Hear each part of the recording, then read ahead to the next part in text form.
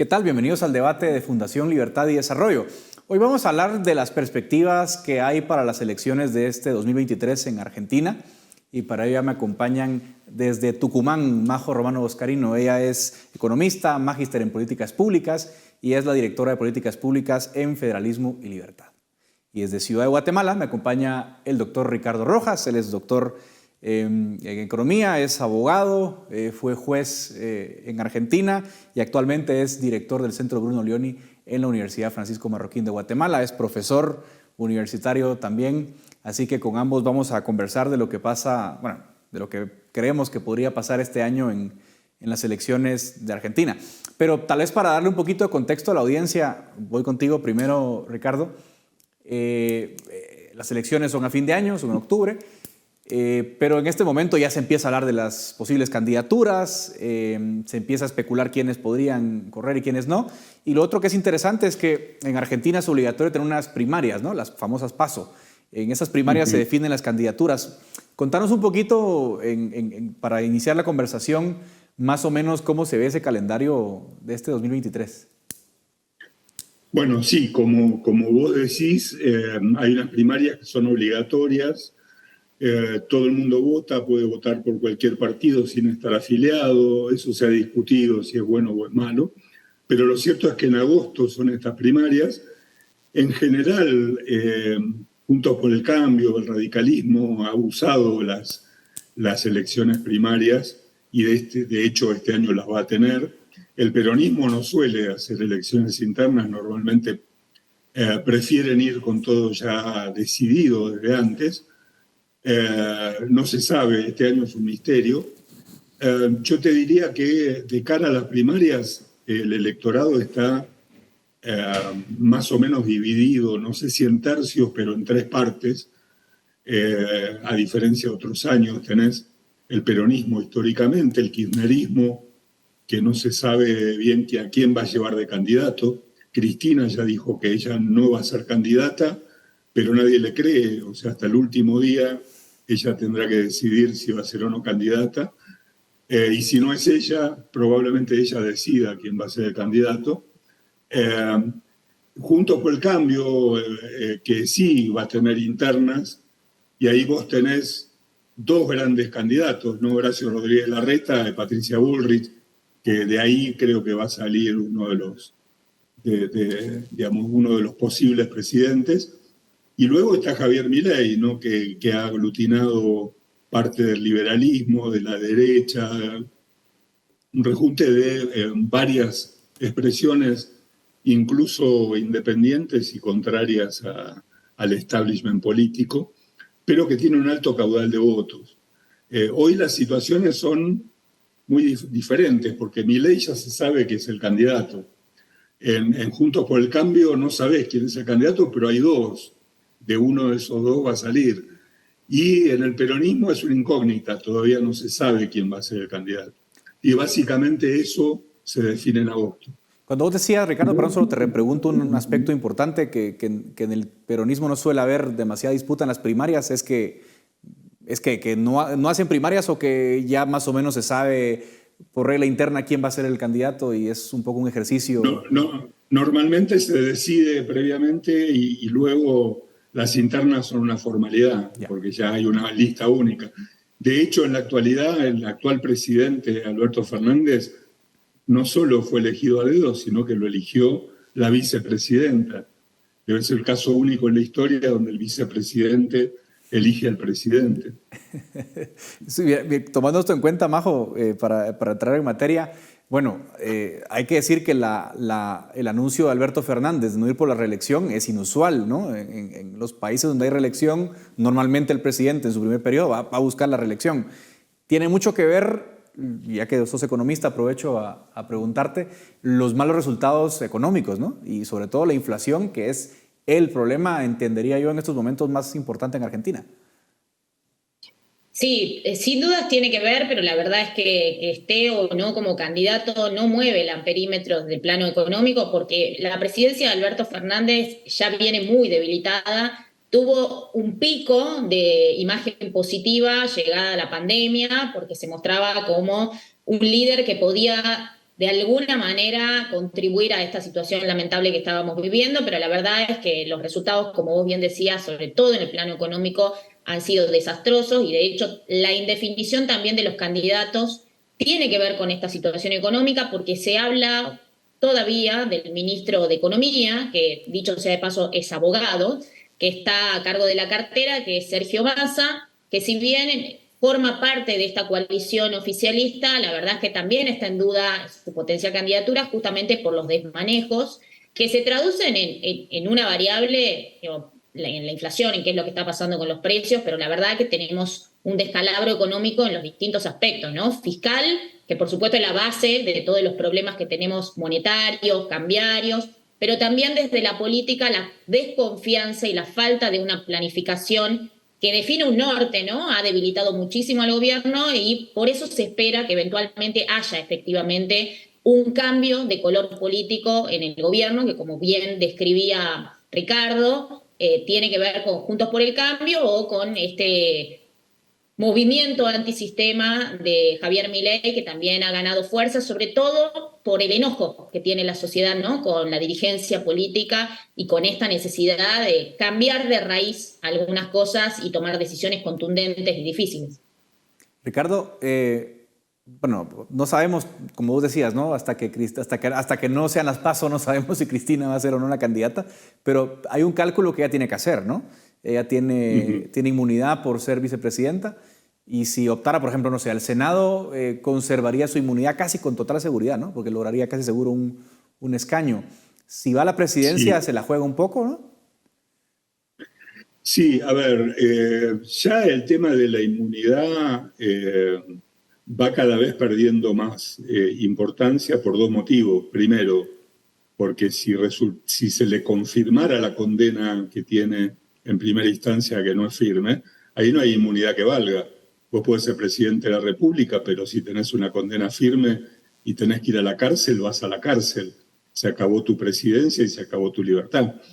Por un lado. Por otro lado, Cristina ya cumplió 70 años, con lo cual por ley puede optar o puede recibir, seguramente se lo darían, el beneficio de la prisión domiciliaria, con lo cual en el caso hipotético de que fuera confirmada la condena, ella podría ir, no iría a la cárcel, o sea, iría a su casa, a alguna de sus casas.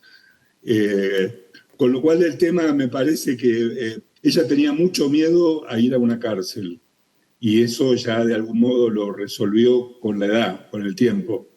Y por otro lado, la inmunidad no le va a alcanzar si llega a ser condenada con una condena firme.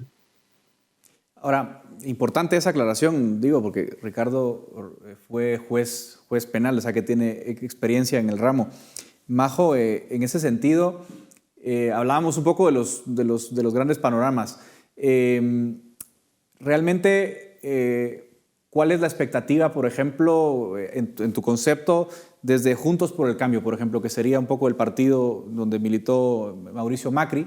Mencionaba Ricardo que hay dos virtuales candidatos, ¿no? Horacio Rodríguez Larreta, que es el jefe de gobierno de la Ciudad Autónoma de Buenos Aires, y Patricia Bullrich. Ella fue ministra de Seguridad, ella fue diputada en el pasado.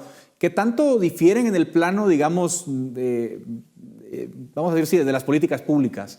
¿Ves ahí una diferencia sustancial? ¿Son dos candidatos parecidos?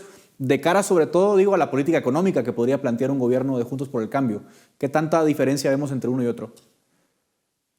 En primer lugar, yo creo que el contexto no da mucho margen, porque ya sabemos la crisis por la que estamos atravesando, ya sabemos cuáles son los orígenes, ya digo, no es nuevo esto en Argentina y la verdad que no hay mucho margen para diferenciarse, de hecho se está justamente haciendo énfasis en la elaboración de estos planes de gobierno, en conversaciones con los equipos técnicos, como les decía antes, nosotros tenemos un problema arrastrado que tiene que ver con lo fiscal, que se ha traducido en el uso del Banco Central, entre otras herramientas, ¿no? Para financiarse y por ende a través de la emisión monetaria generar inflación, ¿no? Yo lo que creo es que la mayor diferencia está quizás con el candidato Javier Milei, que rompe un poco las políticas tradicionales de las que se hablan con respecto a cómo resolver el problema de fondo. sin ir más lejos, una diferencia sustancial tiene que ver con que, por ejemplo, Javier Milei plantea eliminar el Banco Central como una de las políticas para poder cortar con este problema de la impresión, ¿no?, de medida de billetes. Y por el lado de Juntos por el Cambio se está hablando de un Banco Central independiente, de poder de alguna manera trazar un horizonte desde lo fiscal para bajar el gasto público y controlar además a través de un shock, y de eso no hay duda, ¿no?, que se necesita un shock inicial aprovechando los primeros 100 días de gobierno para tomar decisiones que son un tanto drásticas, pero que tienen que ver justamente con estas causas, ¿no?, y con estas señales que se darían también al mercado de planificación y de un horizonte con objetivos concretos a cumplir. Nada fácil, además, porque nosotros tenemos con el crecimiento del gasto público también muchísimos actores que han tomado protagonismo, por ejemplo, en el plano del gasto social, ¿no?, donde tanto los sindicatos como, por ejemplo, las organizaciones sociales que militan en barrios populares han ganado protagonismo en la toma de decisión y, de hecho, están gobernando con este oficialismo. Entonces, yo creo que el gran desafío que se va a tener son esos consensos para que se puedan tomar esas decisiones y para que también empecemos a transitar un sendero distinto desde el plano político, ¿no?, que la verdad está generando un impacto en lo económico cada vez más fuerte por esta falta de decisión, por esta inacción y por la falta de organización y de metas contundentes y claras. Dicho esto, también hay que generar cambios, y esto se viene hablando, los candidatos lo vienen poniendo sobre la mesa, para incentivar al sector privado, porque además de la inflación que nos golpea a todos y sobre todo a los más pobres, acá tenemos un desmanejo financiero que ha llevado a endeudamiento récord, sobre todo endeudamiento interno, ¿no?, y también la deuda que tenemos con el Fondo Monetario Internacional, en donde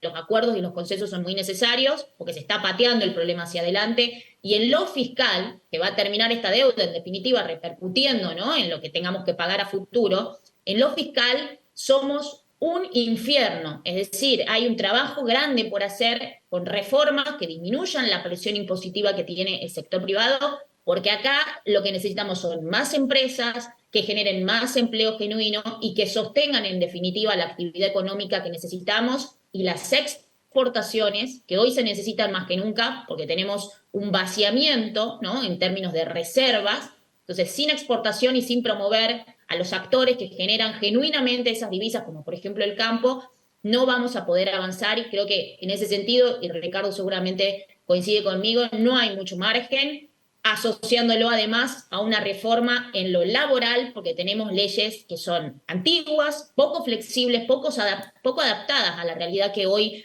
vivimos, ¿no?, con este mundo tan cambiante, que requieren liviandad para poder promover ese emprendimiento y ese emprendedurismo que todavía sigue sobreviviendo en nuestro país, ¿no? ¿Cómo lo ve, Ricardo? Porque a Macri se le criticó mucho el gradualismo, ¿no? Decían, el gradualismo no era lo que necesitaba en ese momento Argentina. ¿Habrá aprendido la lección Juntos por el Cambio? Por ahí la misma pregunta. Sí, yo creo, a ver, como dice Majo, no hay mucho margen, o no hay ningún margen. Y las cosas que hay que hacer, en general, todo el mundo las sabe. El tema es que hay que tomar la decisión de implementarlas. El gran problema que tuvo Macri en su momento fue que no tomó la decisión, aunque sea de establecer un plan, y aunque tardaran en implementarlo, decirle, voy a hacer esto. Pensó que de a poco se podían hacer las cosas. Creo que esa enseñanza hoy la tienen que recibir los candidatos de Juntos por el Cambio, y creo que lo han recibido. Y más allá de que por ahí hay medidas que son muy duras y que no las van a poder implementar todas juntas, sí las tienen que anunciar todas juntas. El problema es que, bueno, yo soy más viejo que ustedes y hace mucho que a los políticos no los juzgo por lo que dicen, sino por lo que hacen. Y en realidad, tanto Milei como Rodríguez Larreta o como Patricia Bullrich van a hacer algo más o menos parecido finalmente, aunque hoy tengan discursos diferentes. No solo eso, sino que se van a necesitar mutuamente, porque gobernar el país no lo va a poder gobernar nadie. Milei, por supuesto que no, porque no tiene Congreso, y Juntos por el Cambio tampoco, van a necesitar toda la ayuda posible. De modo que yo lo único que espero es que esta vez hagan lo que hay que hacer, porque en realidad todos saben lo que hay que hacer, no hay ningún secreto en esto. Tiene que ver con el gasto público, como dice Majo, con reformas laborales impositivas, reformas del gasto y monetarias, y todos saben para dónde tienen que ir esas reformas. El tema es que son reformas traumáticas y hay que hacerlas bien y saber cómo hacerlas. Y para eso van a necesitar mucho apoyo de todo el mundo. Sí, Argentina no es un país fácil de gobernar. Me van quedando apenas dos o tres minutos. Quería preguntar a los dos, ya que mencionaron ambos a Milei, un poco por el fenómeno Milei, ¿no? O sea, es interesante, es inusual, ¿no?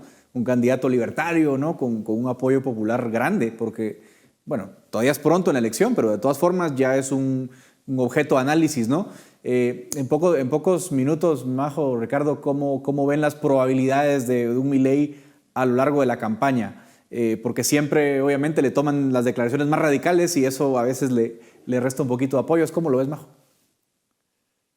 Bueno, primero decir que ha contribuido a que las ideas de la libertad sin duda entren en discusión, ha corrido el eje de la conversación, eso un punto a favor. Ahora, un punto en contra, yo creo que es resultado del fracaso de la política en nuestro país y que no es tan liberal como me gustaría, es una persona que sobre todo ha demostrado que es más de derecha, una derecha bastante extrema, ¿no? Y que en algunos momentos también tiene posicionamientos incluso anarquistas, entonces no queda claro, creo que para la gente, qué lugar ocupa realmente desde el punto de vista ideológico y además, digo, en lo político ha empezado a hacer alianzas y sin ir más lejos acá en Tucumán con una persona que es referente de la derecha y de la casta política que él tanto critica lamentablemente, entonces tengo una opinión bastante ambigua, pero sobre todo creo que ha empezado un camino que le da para largo, ¿no? Ricardo, ¿cómo lo ves tú? Sí, obviamente Javier representa el hartazgo de la gente por la política tradicional, como ha pasado en muchas partes del mundo.